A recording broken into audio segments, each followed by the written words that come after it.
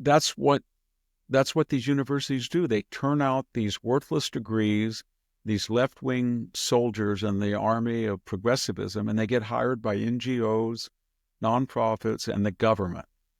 And nobody who's got an architectural firm, or no one's running a fleet of taxi cabs, or nobody who's on Alice Chalmers tractor all day would hire these people.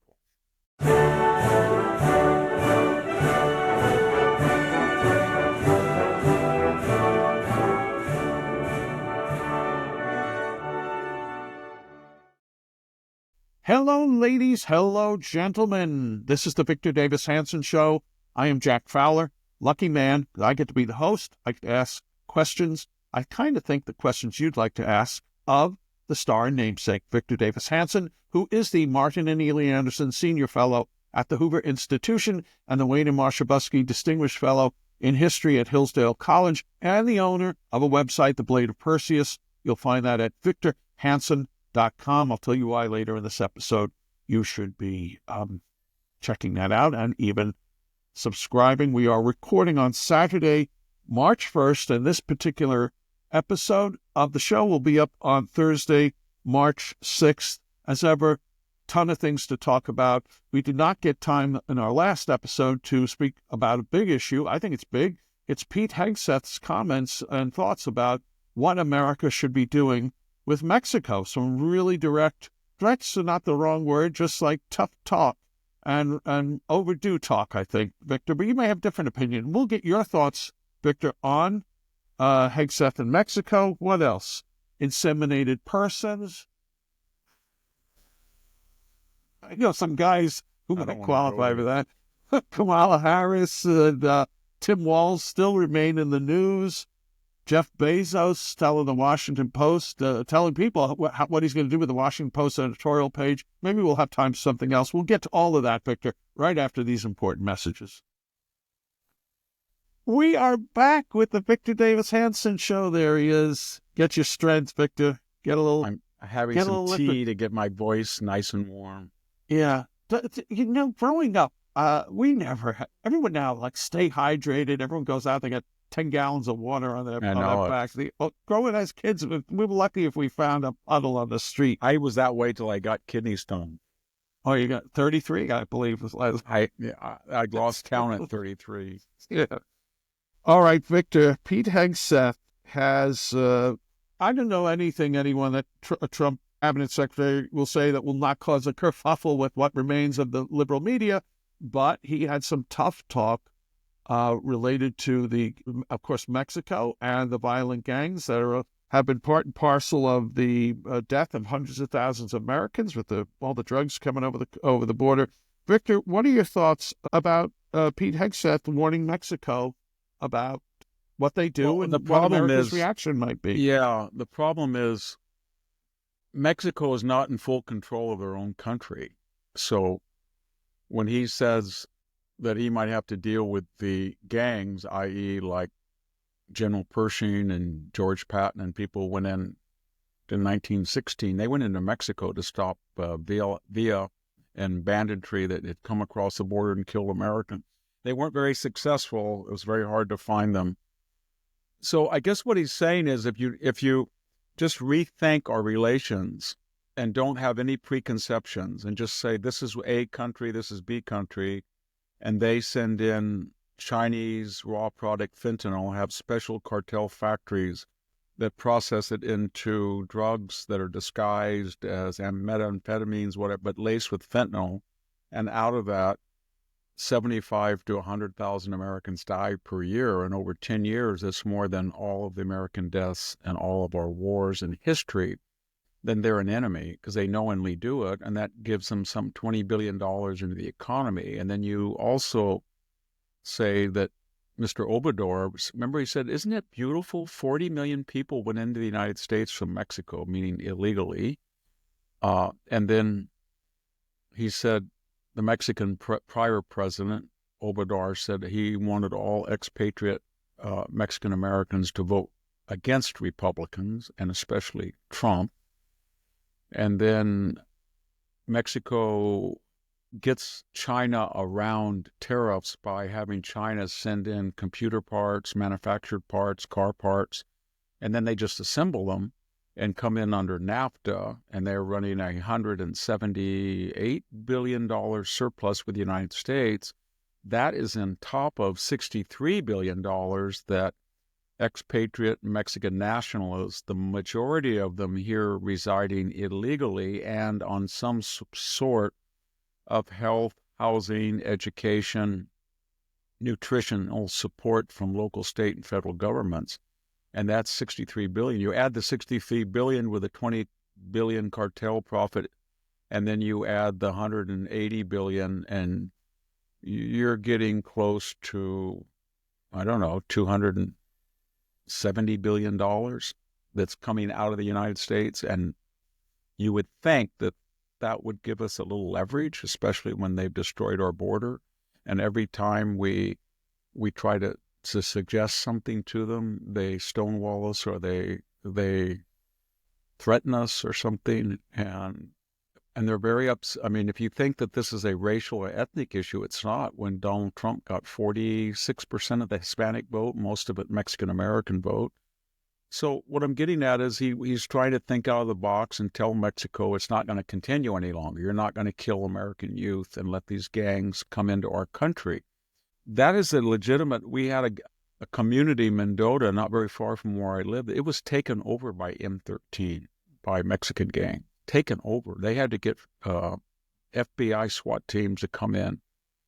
On my avenue, about 2 years ago, there was a shootout between Norteños, Sureños people. One day I was driving into town, and there was about 15 law enforcement cars. Most of the law enforcement people had bulletproof vests on, but they were in civilian clothes with the little insignia on the back, of their various agencies. And they had maybe 10 people stripped down to their boxer shorts, handcuffed, sitting on the side of the road waiting for it to be processed. Right? I'd say it's a half mile from where I live. So it's everywhere. Gangs from Mexico here running and so it has to stop. And when Hegseth says there's basically everything is possible, I don't know what that would mean, but we've never, since 1916, really gone into Mexico territory without their permission. And maybe they would give us their permission because they're terrified of the gangs themselves. And one of the things that happened in Art of the Deal style, he's been talking about this for a long time, both before he was nominated as secretary and afterwards. And now we find out that Mexico is allowed to extradite, 20-something gang members that were killers, including murders of American citizens. And they wouldn't let us try them here in the United States. And now they are. So they're trying to think of ways. There was another news story this week that Mexico suggested that maybe if the United States would invest money in it, they would be weaned off China, and then they would allow American companies to assemble products and not Chinese, and they wouldn't try to avoid the tariffs that China should pay. So they are thinking of ways. I mean, they're not quite like the loony Canadian foreign ministers. I said last episode where she was on record of saying the French and the British should give us a nuclear deterrent to use against the United States. Victor, just to be clear, the elite of Mexico, you said they're terrified. I'll accept that, but they have in some way, though, accommodated themselves to the cartels, haven't they, or not? I would think they'd want some kind of strong. That the cartels will do anything. So here in the United States, there's certain taboos. We rarely kill judges or politicians. They don't have that taboo in Mexico. Everybody is open game. And the other thing is there's also, I don't know how to be sensitive there's also a ethnic racial component. And by that I mean much of the gang activity, not all, but much of it is in certain areas of Mexico, south of Mexico City, Chiapas, Michoacan, Oaxaca, indigenous areas in which there's a much greater degree of poverty. And the Mexican elite in Mexico City and some of the northern states of Mexico and I've talked to a lot of them, feel very proudly that they are more European than indigenous. In other words, they don't identify as mestizos as much as people in the South. And they feel the King Spanish. So there's a little bit of tension there that this elite has always, Obrador was an exception, but until recently, they were not representative of the majority of the population. At least there was tension there. They weren't Emilio Zapata type revolutionary via. They were kind of a recrudescence of the old Spanish elite that ran the country for 400 years, or the area. Victor, let's talk about Democrats. We got a lot of Democrat stuff to bring up, and this has to do with Mark Halpern, who we were talking offline. He used to be a regular on Morning Joe practically every morning. Every morning show. It's very prominent. And then he was one of the top-notch pundits, and then he was MeToo, and he apologized and things. I think Newsmax, Chris Ruddy, I think Newsmax picked him up a little, and now he's doing his own. He's been very successful with his own show. Oh yeah, and he and Sean Spicer. Astute.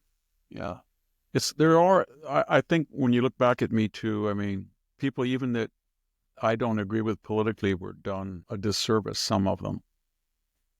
I mean, some of them. It's hard in this society when radical feminism almost has a Victorianism about sexual contact and the protocols that are involved in it. At the same time, popular culture is more risque, promiscuous, provocative, sexually explicit, and that those two don't mix. And so I think part of the reason that one of the many reasons that there's a problem with young males is they have been told that they're sexual assaulters, they're toxic masculinity, and they've kind of dropped out. They really have.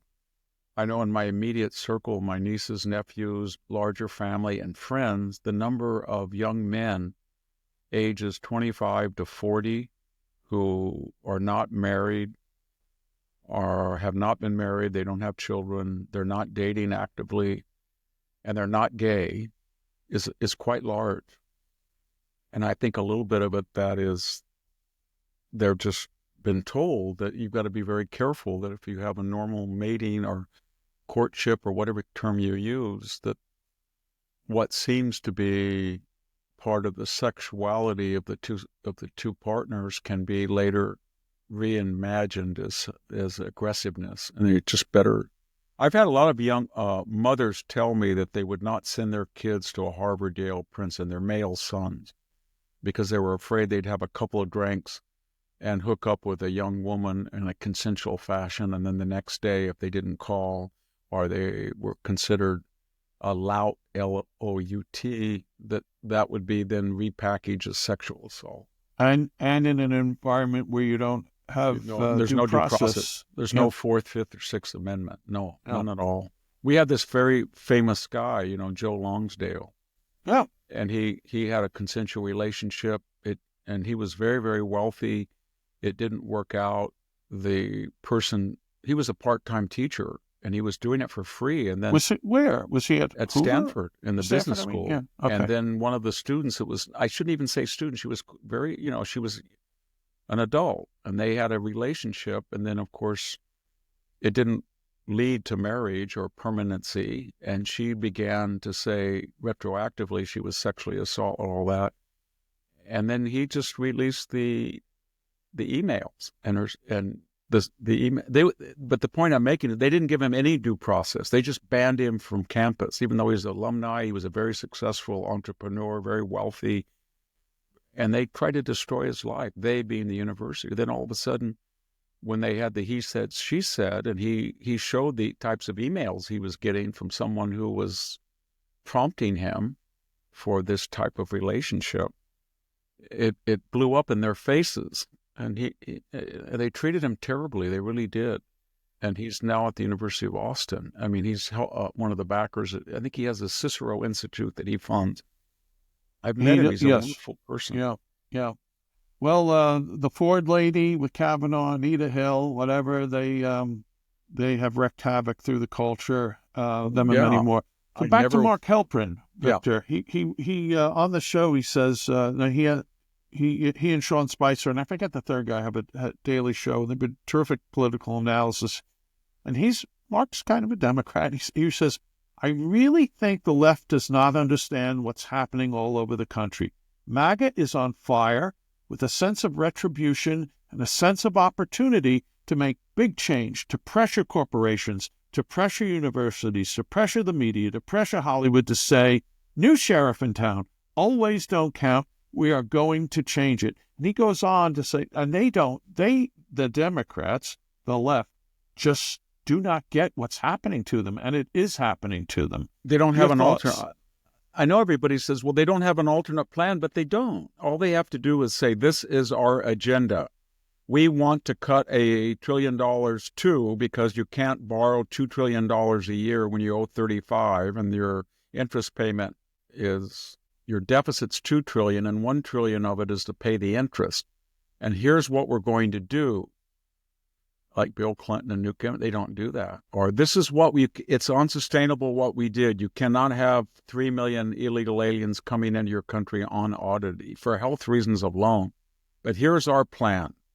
They always talk about comprehensive immigration. They had no plan. It was all amnesty. And what was it for? Oh, we'll only let in 4,000. You have to let in because it's too much pressure. Well, we're not letting in anybody now. And it's fine unless they're legal. So they don't have an alternate agenda. It's just they have a 3-point strategy. Say Donald Trump is Hitler, scream and yell about he's the worst thing in the world on every single thing he does. Number 2, mouth all of the propaganda of our base. So you have no room but to be an LGBTQ fanatic, a Green Deal fanatic, a critical race theory, woke DI fanatic, no apostates allowed, and drive down Donald Trump's ratings so that by the time of the midterms, no Senate candidate, no House candidate will want to associate with him in a purple district. We'll get back the House. We'll eat up 2 years like we did before. With the Mueller investigation, we'll get we'll get a control of the Congress. We'll start subpoenaing people. They'll refuse. We'll put them in jail like Navarro and Bannon, and we will eat up the end of the Trump. That's their plan. And that's why it's very important. If Trump just does 2 things by the time the midterm, if he is very close to a balanced budget somehow, or showing that he's going to get there in 2 years, and if the Ukraine war ends with a peace that's not fragile, he will win the midterms. And that's why I think they are so fanatic to stop the cutting of the waste and fraud. They do not want that to happen. They do not want him to claim that he got the first balanced budget since Bill Clinton, and they're paranoid that he will say, I solved the Ukraine, Stalingrad, and there's no more killing, and he will come off as a humanist and a peace, and they don't want that to happen. They really don't. Their idea was give Zelensky anything he wants, just enough so he doesn't win and doesn't lose, or put it that way, and let it go on forever because you're bleeding Vladimir Putin, and we'll do this to the last Ukrainian. I think that was their policy. Did you ever hear Joe Biden say it was a humanitarian crisis, and the idea of 18, 19, 20-year-old, 30-year-old just being wasted on that battlefield, killed, maimed, destroyed, 1.5 million of them? They'd never talked in those terms. They loved the numbers game with Iraq War, right? Wasn't there like a counter up there? And today, every day there was Iraq War. I haven't seen one. Have you? Where is the Iraq-Afghanistan war dead counter? They had it every single day. I used to look at it. It would get me very depressed, but I wanted to know how many people were being killed. They haven't had any of that. So they're not. Everybody should remember this. The current left is not left. They're not socialist, communist, or anybody. These are Jacobin revolutionary people who want to get power and change the system so that they have perpetual power. That's all their ideology is. And that means if the filibuster is bad when they're in power, it's good when they're not in power. If you have a blue wall, the Electoral College is wonderful. When it crumbles, it's racist. If you're behind in the Senate, then you want Puerto Rico and D.C. to come in to get 4 Senate seats. If you've got the Warren Court and everything, you just damn the FDR 1937 court packing. If you're a minority on the court, you only have 3 liberal judges, then you've got to pack the court. It's all transactional. It's all about powers.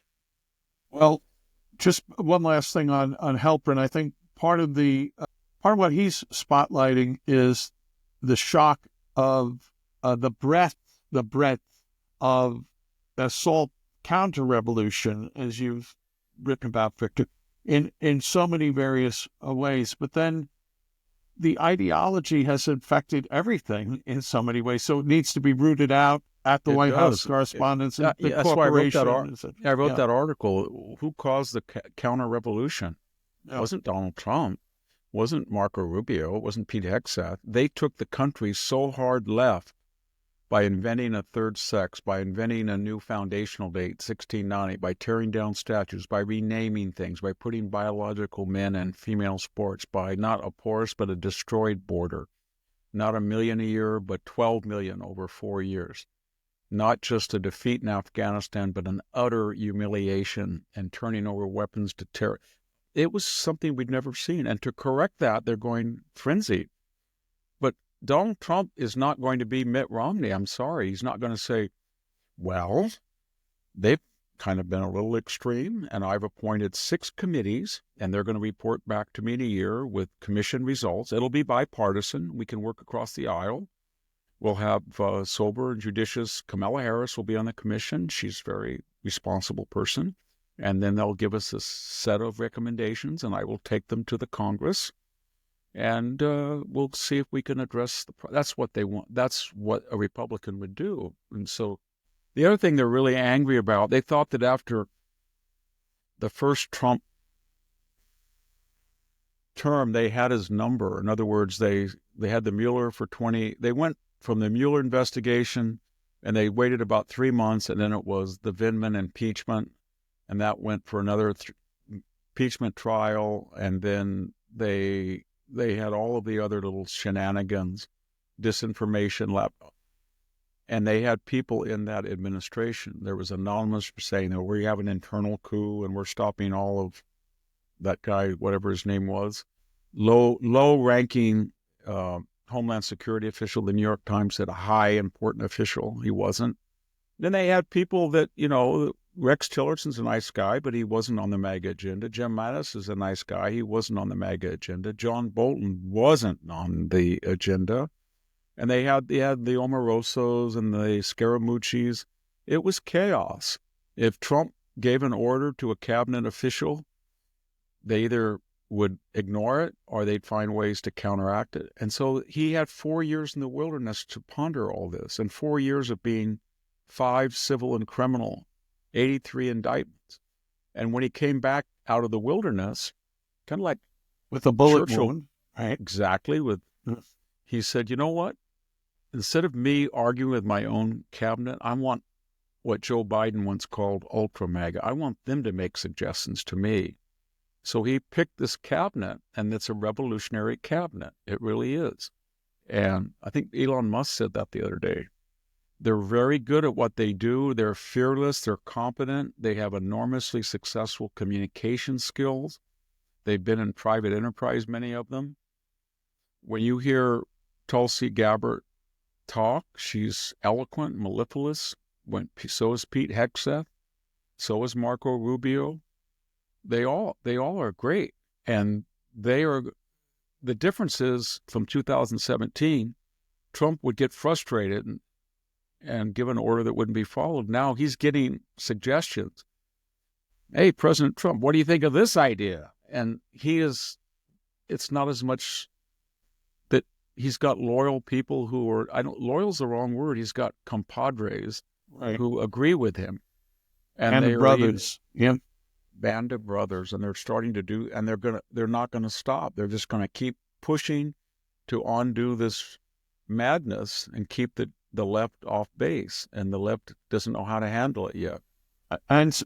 So let's get some proof of them not knowing how to handle this yet, Victor, as the aforementioned inseminated person madness from Wisconsin. And wow, it's just, I don't know how they go next when that term doesn't qualify enough. What is that point of that? So biological men that take female hormones and haven't had corrective sex changes, are they inseminated in the fashion of gay men, and that's what they are? Is that what I don't understand what the term is supposed to indicate. My mother, your mother. That's what it's supposed to indicate. But why not just say woman? Because it must mean that people that are not biologically female or female, because they receive things somehow in an orifice or something. I don't know what it is, but Rahm Emanuel was on Bill Maher not the other day, the former mayor of Chicago, and he said basically what we're talking about. And he said, the blue model doesn't work. The blue cities are run by Democrats because there's only three things you have to do. You have to control cost, balance budgets, fiscal pension. You've got to stop crime, and you have to have safety. You have to have good schools. And he's right about that. And then he said something that was kind of weird and funny. And he said, our problem is we worried about the bathrooms at the schools, but not the classrooms. Yeah. We should have been talking about the low test scores, not whether you had tampons in the male bathroom. Yeah, one of his successors as mayor of Chicago, Brandon Johnson, 79.9% of voters of Chicago disapprove of him. He holds just a 6.6% favorable rating. His net is a minus 73.3% on the favorability scale. Anyway, he's, I don't know that he's old news, but he's running the second largest, or maybe it's the third largest city in America, hostage. Running into the ground. That's what he did. Yeah. It's dysfunctional. I know that Barack Obama doesn't go to his Chicago digs any longer. Well, he has that monolith, that ugliest presidential. Right. That's going to be his legacy. Barack Obama, the man who has the ugliest presidential library in history. Well, when we come back from these important messages, Victor, we're going to still talk about Democrats in California and in Minnesota. And we'll do that again when we come back. Did you know that American homeowners have over $32 trillion in equity? And criminals are targeting it with a growing scam the FBI calls house stealing. Scammers can transfer your title out of your name using a one-page document they file with the county. Then they can take out loans against it or even sell it behind your back. And the scariest part? You won't find out about it until collection or foreclosure notices start arriving in your mailbox, leaving you with a financial and legal nightmare. The best way to protect your equity is with Home Title Lock's exclusive $1 million triple lock protection. This service offers 24/7 monitoring, urgent alerts, and if fraud should occur, their U.S.-based restoration team will spend up to $1 million to fix the fraud and restore your title. So when was the last time you checked your title? If you're like me, the answer is never. And that's exactly what scammers are counting on. That's why you want to partner with Home Title Lock to offer you a chance to make sure that you're not already a victim. When you use promo code VICTOR at HometitleLock.com, you'll get 30 days of free protection and a free title history report to lock in your peace of mind. And be sure you check out the $1 million triple lock protection details when you get there. That's HometitleLock.com, promo code VICTOR. We are back with the Victor Davis Hanson Show, recording on March 1st. This episode will be up on Thursday, March 6th. Victor's website is The Blade of Perseus. Its address is victorhanson.com. If you're a fan of what Victor writes, I mean, you can listen to him here and many other places, but you will find links to his weekly essay at American Greatness, weekly syndicated column, Victor also writes 2 exclusive quote-unquote ultra pieces for the Blade of Perseus, and he also does an exclusive video once a week for the website. So if you're a fan of Victor, go there, subscribe. It's $6.50 a month, discounted to $65 for the full year.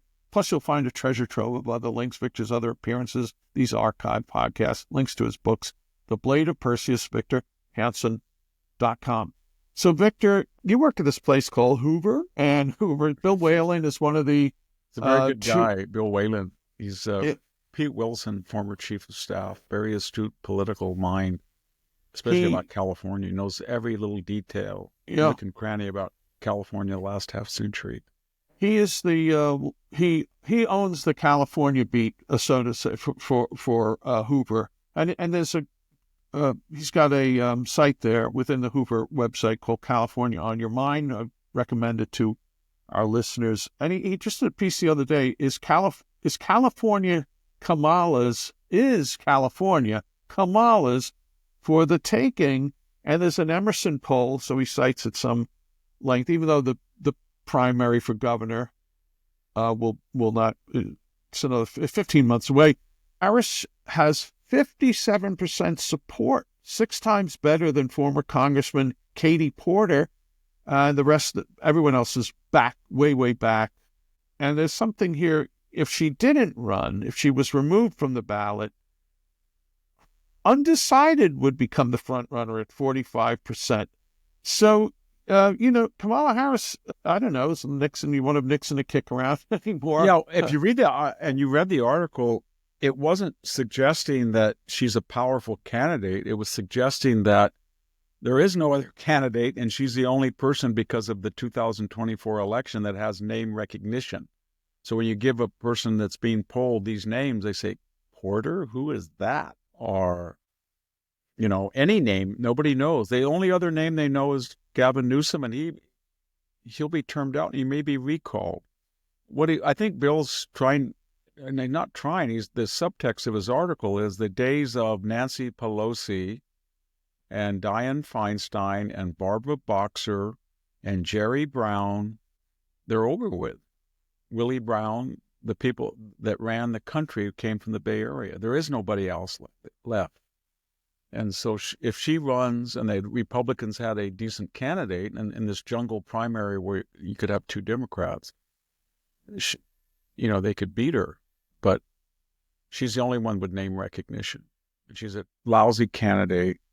But we're going to be saved, as we talked last time, because Gavin has his own, Sammy and I talked about, he has his own podcast. Oh. Where he can talk directly to people. He can endorse people with his clout and his leverage and his name recognition. Which is going to be filmed in the French bakery. He's going to solve the high-speed rail, $300 billion boondoggle, and he's going to solve the rebuilding of Los Angeles. Well, in time for the Olympics. He'll need it. He'll need a job.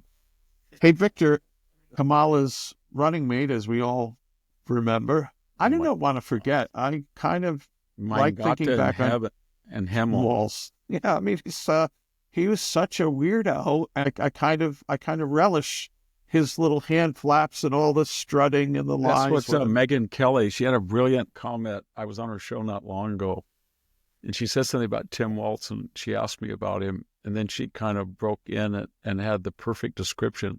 He's constantly tried to bat away a stinging bee. Yeah, that's right. Yeah. Herky-jerky with his kind of too tight suits, ankles. There's a little fruit factor going on there. I don't know what it is about him. I wouldn't let him babysit the kids. He can't tell the truth. Well, that's where we want to get your opinion on. Yeah, he can't tell the truth. He lies. The first thing comes in his mind, he spouts off. He's herky-jerky. When he came out and he walks like he's on a fashion show, walks out and he screamed, and he's just not a very sympathetic character. Well, I've never seen a debate. I do have a lot of empathy. I had empathy for Zelensky. When I watched him, I thought, I feel sorry for you. You're having trouble with English. You're here. You don't know what you're doing. You don't know the optics. Yes, it's playing well to your left-wing audience in Europe. And yes, it's playing well to the left-wing network news. And yes, you think that Trump and Vance come off rude, but it's not what you think it is when it get down to the nitty-gritty. And that's kind of what Walz and all those people were. They think, this is neat, they're Nazis, they're Hitler, but he almost, they only won, Minnesota by 6 points? Minnesota, usually some elections, I think the Mondale was the only state that voted for Mondale. It was so blue. I don't know why. It's a nation of Scandinavians, but they're socialist Scandinavians. Tim Walz was giving a talk before a quote unquote friendly audience of union nurses, and he complained, "I see the pundits on TV. What's wrong with the Democrat Party? What's wrong is our country is being stolen by fascists and Nazis, and we're trying to do all we can." So our good friend at Powerline, Scott Johnson, has been all over this, as he's been all over Tim Walz for the last couple of years. And Walz was then pressed on this. Who are the Nazis? Yeah, and who are the Nazis? What does he define it? They always say that, Nazi. Just tell me. So Donald Trump has destroyed constitutional government with a crisis, and he is not subject to oversight at all, and he's barred because he doesn't let some reporter have the privilege of coming in and sitting where they're accustomed to. He's banned the media. What has he done? Does he have camp somewhere? Or maybe I could put it this way, Jack. Has Donald Trump sent SWAT teams to raid an ex-president's house and then have the FBI come in with little guides that say top secret and sprinkle them all over the floor as they throw files on the Biden floor and take pictures of them? Is Donald Trump trying to get, I don't know, maybe Tim Walz is going to run for president. Is he trying to get his name off state ballots? Is he getting a right-wing local prosecutor, state prosecutor in Utah, Wyoming, Montana, the Dakotas to file indictments and writs and on his political opponents, a la Letitia James, Fannie Willis, Eugene Carroll, Jack Smith, and Alvin Bragg? Is he doing any of that? No. But they keep saying fascist.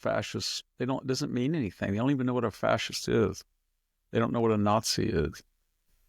They don't know what an immigrant is either. I think they do. I'm going to throw this at you. No, it's called a migrant. Oh, I'm sorry. I meant to bring this up with you before as we were preparing for the show, but I think I just have to bring it up now since we're talking about Democrats. This is Marcy Kaptur of Ohio and her comments about Elon Musk. And she's questioning his loyalty. Mr. Musk has just been here 22 years. Just been here 23 years. The brazenness of this party. What did he leave? He left the United States. He went to Stanford. What was he? 19 years old.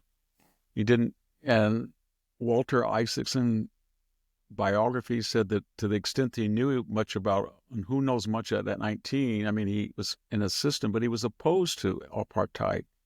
He's never spoken out in front of it. And what's her name? Joy Behar, she said that he was pro-apartheid. Then they always talk in the View's little earpiece. Hey, Whoopi, hey, Joy, you're going to get us sued again. We're going to have to settle for $20 million. And we're going to take it out of your salary. So the next commercial, you apologize. So I don't want to get sued. I think that's the third time on that show that's happened. It happened once on Morning Joe. Fourth or fifth. Yeah. What they're trying to do, I guess they're trying to do, because they had that crazy preacher in Tennessee, that African-American preacher that said you have to use violence because of Elon Musk. And then they arrested somebody in Indiana that went online that he was going to kill him. And then they had those placards all over D.C., eliminate Elon Musk. They're lowering the bar on what's permissible. And Elon Musk had that interview I looked at with Joe Rogan, and he mentioned that he had to get a security detail much larger than one would think. And he thought that he was a target. He said something that was true of Donald Trump. They're trying to create an atmosphere in which a nut who shoots Elon Musk will be considered in his own mind a legend and a hero.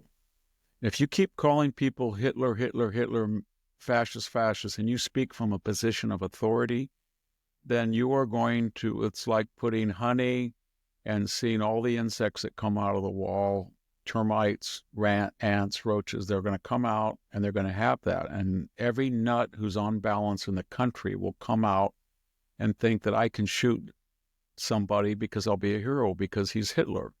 I know the right can be pretty tough, but you don't see Republican politicians, mainstream Republicans, go out in front of the Supreme Court and say, like Schumer, Gorsuch, Kavanaugh, you sowed the wind, you're going to reap the whirlwind. You're not going to know what hits you in front of a mob while they're in session, calling them out by or picketing their homes. And again, it's all predicated on the left thinks that they're utopian, moralist, and therefore any means necessary or justified. There might be some interesting justification behind that fear. Victor, there was a piece, playing off the energizing lunatics out there related to death and murder. This kid at Stanford Review, which was the conservative publication of the college, Ian Dalmas wrote an op-ed piece the other day. Stanford is making men without chests. And let me just read the beginning here. He says, when polled, a staggering 4 in 10 young people said that the killing of United Healthcare CEO Brian Thompson was justified. And according to a poll on the Stanford internal social app, Fizz, 6 in 10 believe that Luigi is a hero. What's the subtext there? That Luigi was a spoiled brat who wasn't really actively working. His parents were multi-millionaires. He grew up in extravagance and leisure and pampered. He kind of kicked around very nice places, Japan, I guess Hawaii, whatever. And he is a kindred soul. He had a opportune left-wing ideology based on his own security, never had to suffer any of the consequences of his boutique ideology. And that's what most Stanford kids are. They're pampered, they're wealthy, they come to Stanford, they feel guilty, they have radical professors that indoctrinate them, and then they spout the same stuff. Sam Bankman-Fried was a perfect example. And my point is that they don't ever look at class. So the person that Luigi shot was from a poor lower middle class and worked his way up to be a health executive. I happen to have a United Health Care policy. It's not exorbitantly priced compared to other policies. It's been pretty good. It serves a social, cultural, economic need. So you go out and shoot somebody who was aspiring to be successful in a way that you're successful only because somebody gave you everything. You didn't have to work for it. And that kind of romance appeals to students that are sent to Stanford not to be educated. The parents know they're not going to be educated because the curriculum is watered down. 80% of people get A's.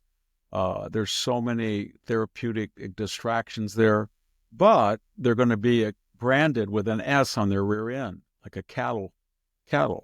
And when they have that S, they think they're going to go out and say, I'm Stanford, therefore I get to go to Harvard Law School. I get to go to, Stanford Medical School. I get to go to Yale. And then I get to get hired, and I'm very prestigious. That's what they think. But they don't quite understand what they're doing to their own brand. And the brand is that if you get 80% A's and you don't have SATs for 4 years for admissions, then the brand, you start to meet people with the brand. So if only 83% of the Stanford top law school in the nation can pass the bar in the first try, that was true. Why not hire somebody from San Joaquin College and Law School in Fresno? They have a better rate usually. Well, with this kind of social mindset, I don't blame Elon Musk or anyone of higher, more public visibility from worrying about their security and safety. And I got a memo the other day that there's a hiring freeze. Stanford has about, I guess it's over $30 billion endowment, way over, maybe closer to 40. And due to the interest, they're getting about 7%. They have to reinvest 2 or 3%. So probably getting, on the 40 billion, if I were to take that just in the interest alone, they're probably getting 2.5, 3 billion, and then they're probably raising another 2 or 3 billion for their $6 billion. But they're facing a double whammy because they were charging, I think, 54% overhead, at least on government NIH contracts. And Bill Gates was private. You go to private grant, maybe it's 15 or 20%. Melt the government, 54%. But that's going to change with 15%. And that is about $180 million. The second part of that double whammy is the bill has passed the Senate that they're going to tax, I think it's if the endowment is greater than 500,000 per student, and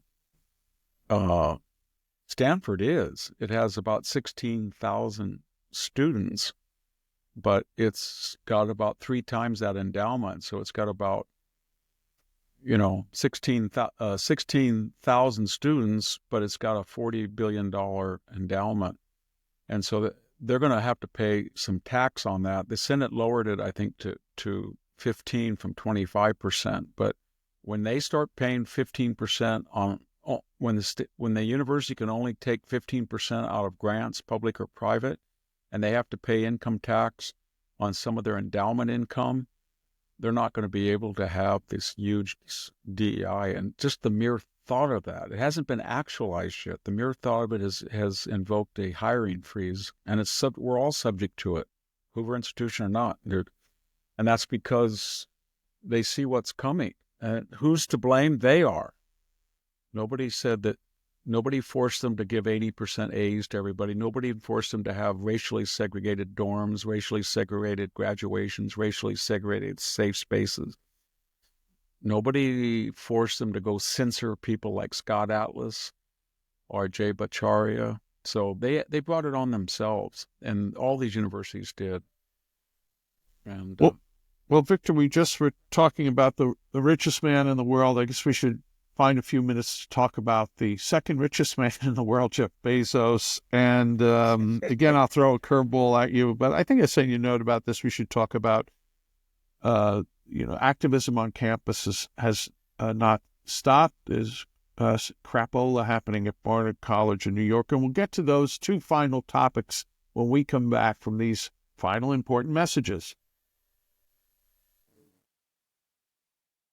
We are back with the Victor Davis Hanson Show. We're talking on the 1st of March. This episode is up on Thursday, March 6th. I've already told you about Victor's website. Hey, if you're on X, Victor writes there probably once a week, writes a long piece, so check him out at VD Hanson. If you're on Facebook, VDH's Morning Cup.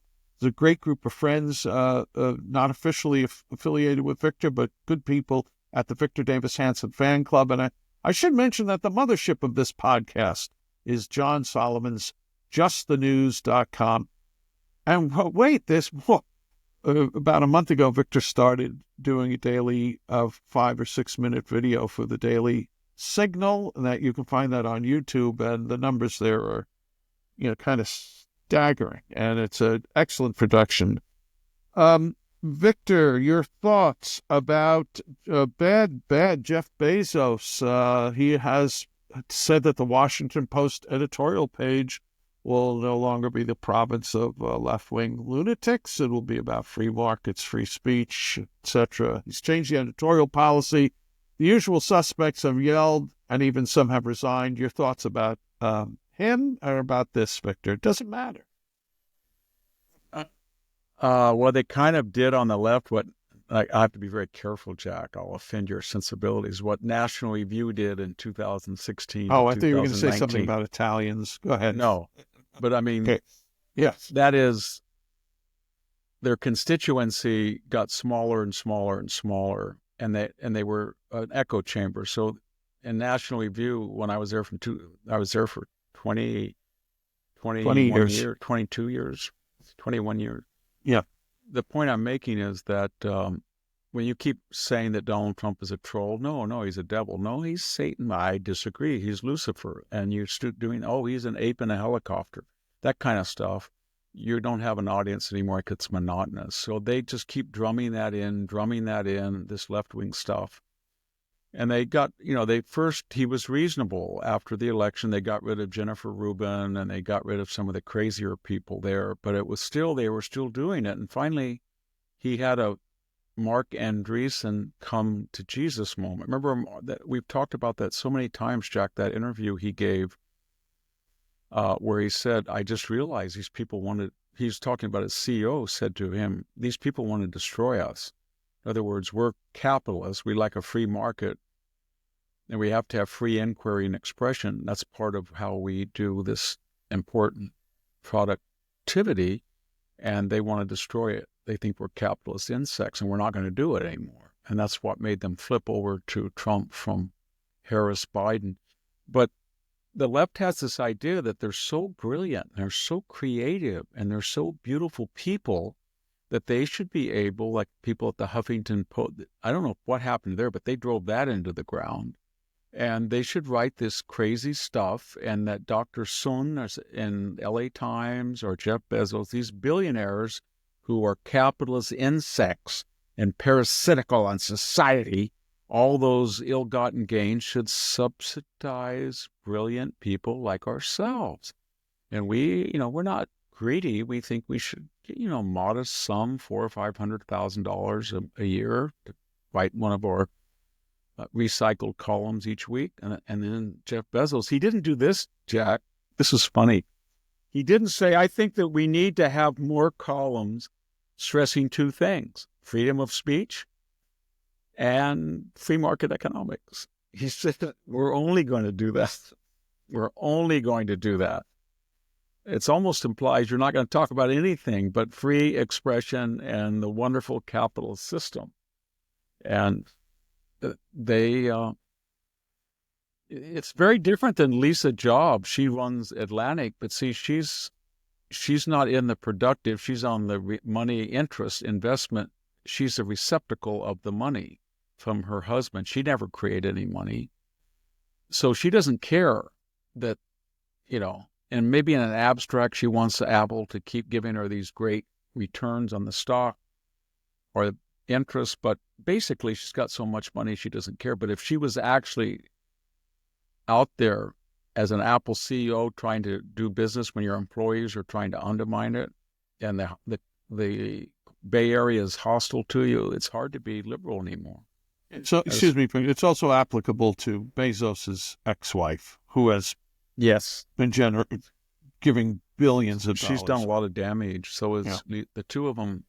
Isn't that funny? We live in this society where white males are so demonized and they're toxic. And so we have these two liberal, left-wing white males who are, whatever you think about Steve Jobs and Jeff Bezos, they are authentic American original geniuses. And they revolutionize their field. And then they marry, and then one of them dies, and one of them gets divorced, and then the spouses who are not tainted with the scent, the odor of the marketplace, they just get the money, the fruits of their labors through alimony or inheritance, and then they become very, very left-wing, and they fund all these policies that, if you follow them to their logic conclusion, would destroy the chicken that's laying their golden eggs, but not after they're gone. It takes a while. It's interesting, Victor. You work essentially for a nonprofit. I work for an entity that helps nonprofits, not against nonprofits. They are there for a reason, to help civil society and to engage in charitable activities, etc. But I don't think somebody that comes out of a conservative home or school thinks, as they're looking for employment, I want to work for a nonprofit. But if you're a kid of the left, you do. I've heard from so many kids who use nonprofits to get into school. They create these things, and then that's what they want to do. But who the hell makes the profits to allow there to be nonprofits? Well, that's the subtext. That is the subtext of the entire furor over cutting the LGBT 10 million grant for drag queen shows in Congo. The whole USAID, the whole EPA, the whole Stacey Abrams $2 billion. What am I saying? I'm saying these people are being turned out from these universities with, I have a minor in ethnic studies. I have a major in feminist studies. I have a major in black studies. I have a number in peace studies. I have a minor in confrontation study. All of these worthless degrees, but they have a BA, and some of them are a Duke BA, a Georgetown BA, Columbia BA, and then they go into these places where they'll hire them, because where else would anybody hire them? Nonprofits, government programs, they are the grub. You know who's written very persuasive? It was Joel Kotkin, the other very gifted observer. I'm sure he would disagree with me on a lot of things. He's a man of the left, but he's a very fair man of the left. He's empirical. And he's written about what he calls, and I think a lot of other people have used the word clerisy. Now, it's not an ancient word. It's a 18th century. It's not just clerics, but it's the people who feel in the same not fanatical, but religious sense. They're not religious orders, but they are religious in their adherence to big government and redistribution, and they run these things, and they make, 2 or 3 of, and those salaries were released. Did you see what Sheldon Whitehouse wife had got? And so she's Miss PhD, Oceanic something, giving money to the Oceanic something, and then raking her cut off while her husband voted for it. And that's what these universities do. They turn out these worthless degrees, these left-wing soldiers in the army of progressivism, and they get hired by NGOs, nonprofits, and the government. And nobody who's got an architectural firm, or no one's running a fleet of taxi cabs, or nobody who's on Alice Chalmers tractor all day would hire these people. But that's why they're angry. They're trying to dry it up. They're trying to move these people to the private sector. Fat chance. Hey, Victor, let's get us here over the finish line today. One last topic. Activists, I won't say the bad word, at Barnard College in New York. Anti-Israeli protesters seize academic buildings after 2 students were expelled. Folks should look it up. And then there was a related, my gosh, this Columbia University spokesperson enters the building. Here's a Columbia University spokesperson. With the, with a pathetic megaphone. Would you allow me to use my own restroom? Yeah. No. Anyone that thinks this BS happening on campus is over, that the anti-Semitic students on campus is over, it's not over. So. The critics of this whole MAGA enterprise are the people like that.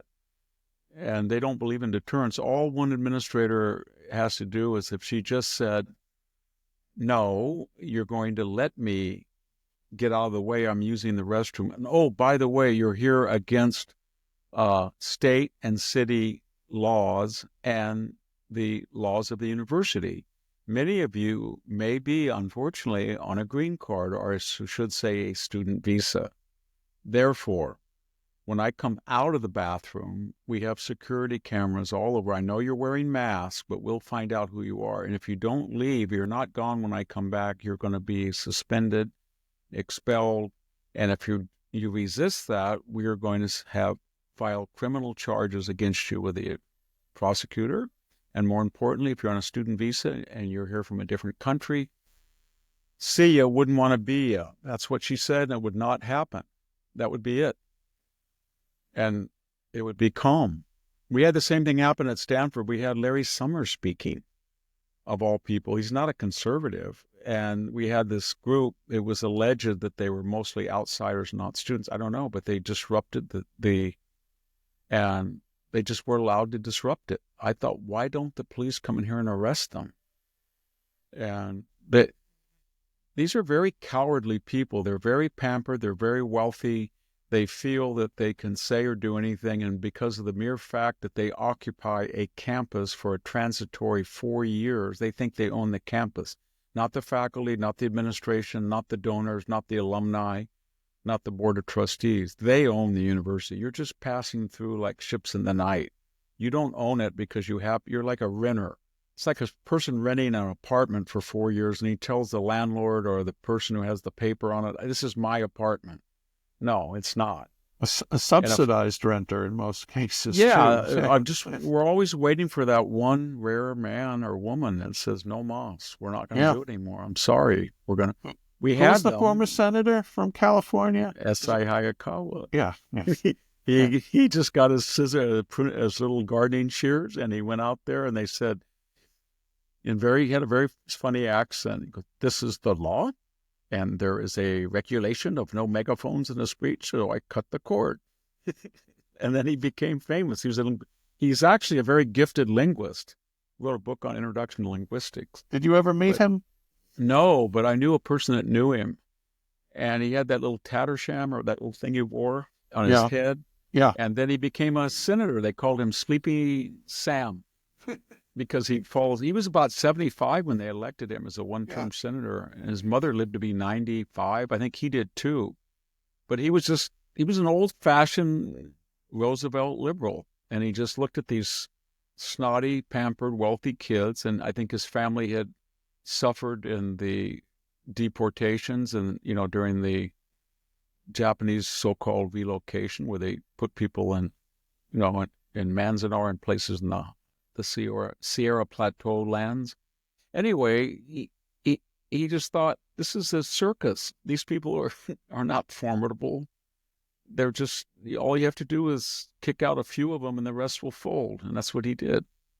It's kind of like those old Western movies where the guy, they all get all worked up in a bar, and then they all they go to the jail, and they say, "We're going to hang that SOB," and then you get John Wayne or somebody comes out on the porch with a double barrel. And, "Well, you'll get me, but I'm pointing right at you, Mr. Loudmouth. Before I go down, my scatter shot will kill 4 of you." And then they all look at each other and they put down their guns, or they go back home. And that's what students are. They're bullies. All you have to do is arrest 2 of them, and they'll dissipate. But they won't do that at Columbia because they sympathize with them. That's the subtext, isn't it? They want them. They don't like Israel. They do not like Jewish professors and students. Let's be honest. They don't. Yeah. The polls reflect that.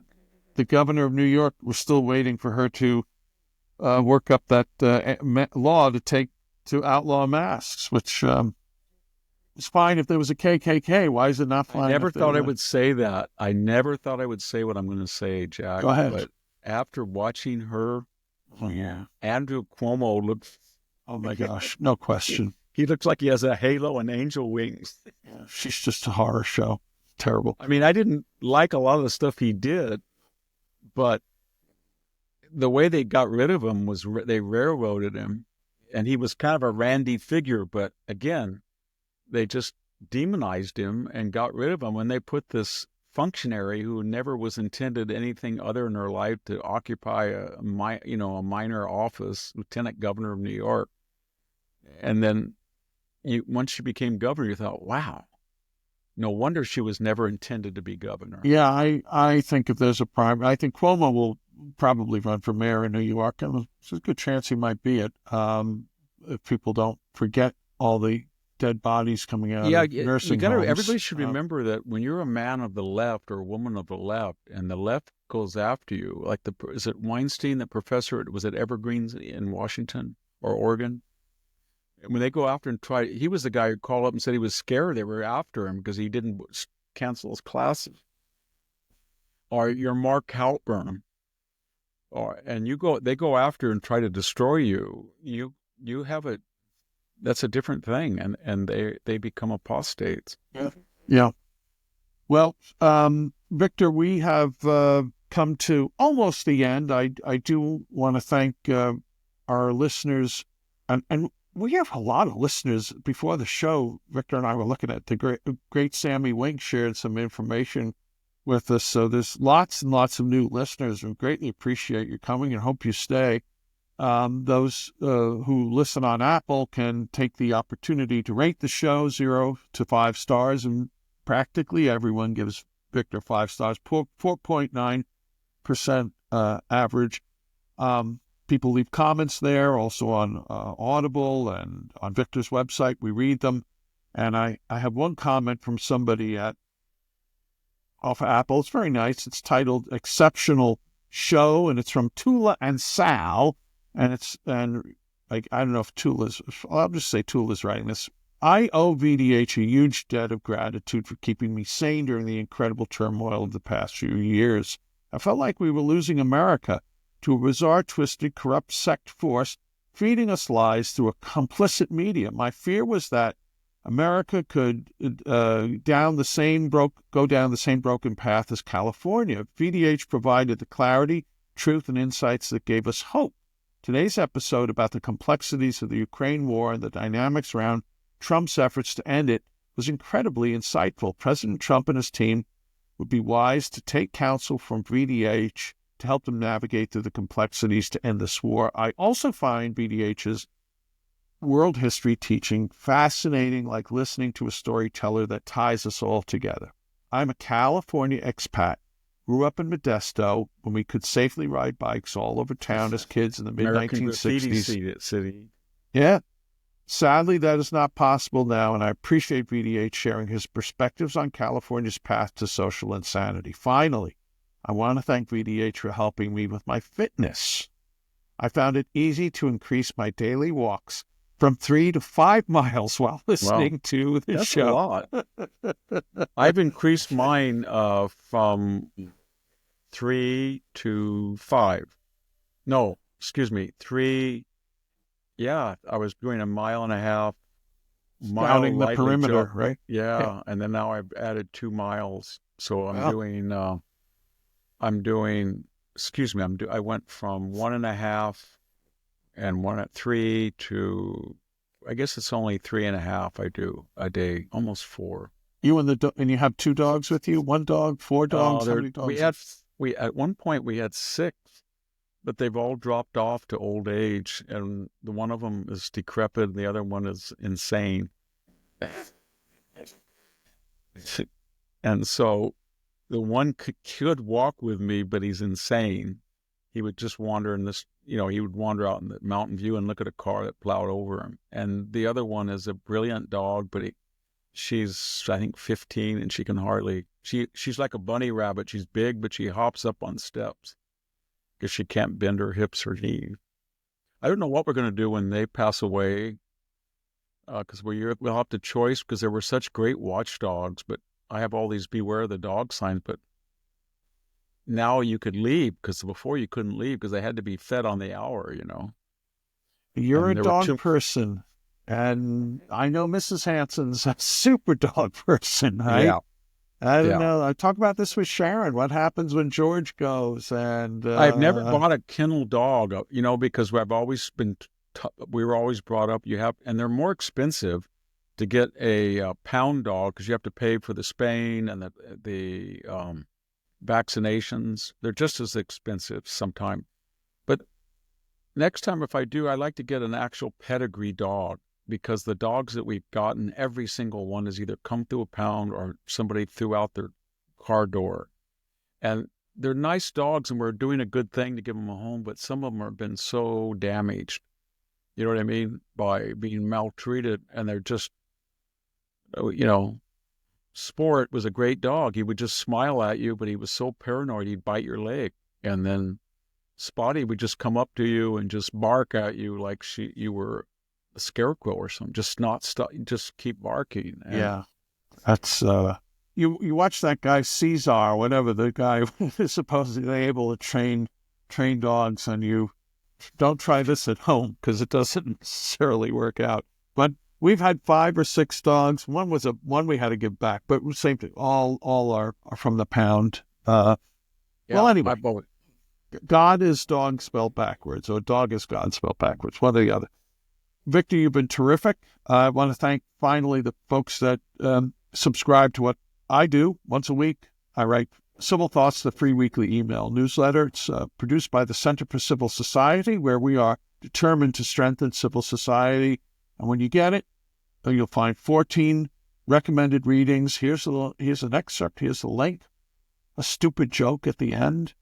and it's free. And go to simplethoughts.com, sign up. We are not selling your name. There's no ulterior motive other than to share wisdom. So please do that. Again, Victor's website, The Blade of Perseus, sign up there. Victor, you've been terrific.